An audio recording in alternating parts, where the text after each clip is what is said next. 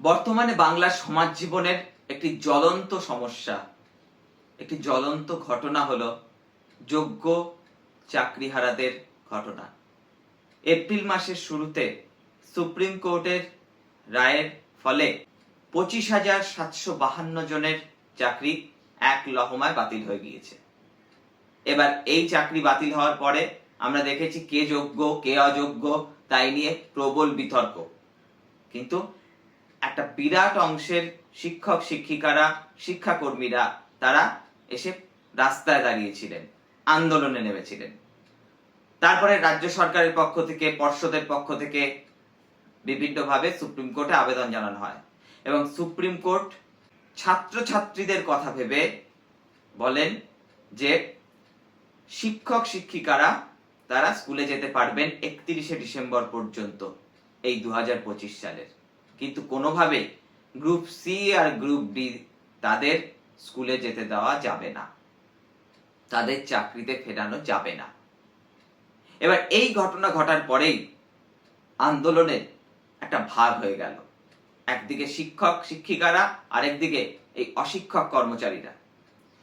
অশিক্ষক কর্মচারীদের জন্য রাজ্য সরকারের পক্ষ থেকে একটি ভাতা ঘোষণা করা হয়েছে।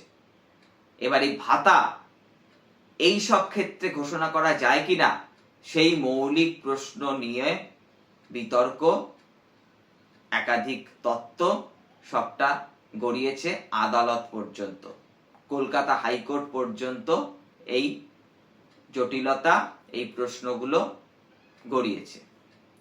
এবার একই সঙ্গে যারা শিক্ষক শিক্ষিকা তারা স্কুলে ফিরে যাননি, অনেকেই স্কুলে ফিরে যাননি। তার কারণ তাদের বক্তব্য যে তারা নতুন করে আর পরীক্ষা দেবেন না, তারা যোগ্য, কিন্তু কে সার্টিফাই করবে, এখানেই তো সমস্যা। ফলে দিনের পর দিন তারা রাস্তায় বসে আছেন এবং তাদের মধ্যে কেউ কেউ অনশন পর্যন্ত শুরু করে দিয়েছেন।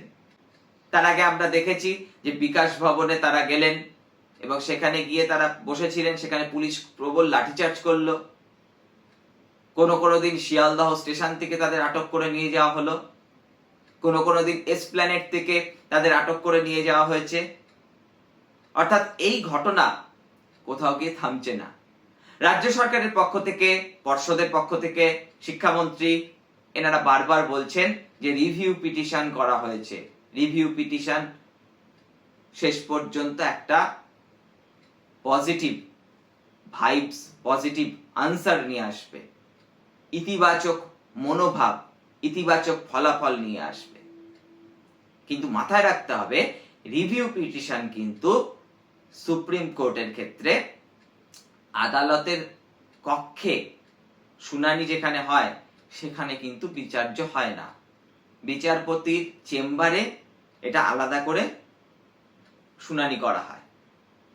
এবং রিভিউ পিটিশনের ভবিষ্যৎ এই মামলার ক্ষেত্রে কি হবে আমরা জানি না, কিন্তু অতীতে যা রেকর্ড রিভিউ পিটিশন গেলে সেটা কতটা সুপ্রিম কোর্ট রিভিউ করে গ্রাহ্য করেছে তাতে কিন্তু অতীতের রেকর্ড দেখলে, ইতিহাস দেখলে সেটা কিন্তু খুব একটা ইতিবাচক মনোভাব তৈরি করতে পারছে না যে এই রিভিউ পিটিশনের ফলে এই যাদের চাকরি চলে গিয়েছে তারা চাকরি ফিরে পাবে, এমন আশা খুব বেশি করা যাচ্ছে না।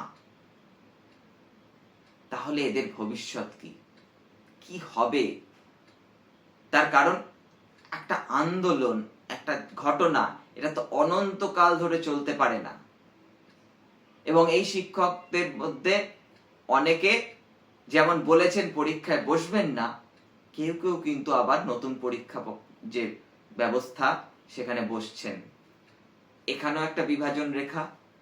আবার এই নতুন যে পরীক্ষা ব্যবস্থা তার ক্ষেত্রেও, তার পদ্ধতিগত ক্ষেত্রেও কিন্তু বেশ কিছু প্রশ্ন উঠেছে। ইতিমধ্যে অনেকে বলতে শুরু করেছেন যে এখানেও কিন্তু এমন ভাবে এই প্রক্রিয়া, এই পদ্ধতি তৈরি করা হচ্ছে, বিশেষ করে বিরোধী রাজনৈতিক দলগুলির পক্ষ থেকে অভিযোগ করা হচ্ছে যে যাতে পদ্ধতিটা ফের বাতিল হয়। বিরোধী রাজনৈতিক দলগুলি অভিযোগ করছে যে সরকার চায় না আদৌ নিয়োগ দিতে, সরকার ইচ্ছে করে একটা ফাঁক তৈরি করে রাখতে চাইছে, যাতে আবার এটা আদালতে চ্যালেঞ্জ হয়, আবার এটা দীর্ঘসূত্রিতার মধ্যে চলে যায়। কিন্তু এই গোল গোল যে খেলাটা খেলা হচ্ছে, এর শেষ কোথায়? কারণ পথে যারা বসে আছে তারা কেউ আপনার বাড়ির সন্তান, কেউ আপনার ভাই, কেউ আপনার আমার বোন, তারা কেউ আপনার আমার প্রতিবেশী, তারা এই সমাজের সহনাগরিক। এটা তো সত্যি কথা। এই যারা বসে আছেন তাদের মধ্যে সকলে অযোগ্য নয়, এটা তো সত্যি কথা। কিন্তু এদের ভবিষ্যৎ কোথায়? কে দেবে উত্তর? কোন দিকে যাবে এদের ভবিষ্যৎ? আপনাদের কি মনে হয় জানান কমেন্ট বক্সে।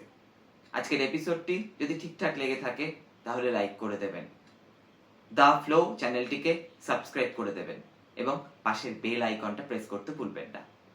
দেখতে থাকুন দ্য ফ্লো। দেখা হচ্ছে পরবর্তী এপিসোডে।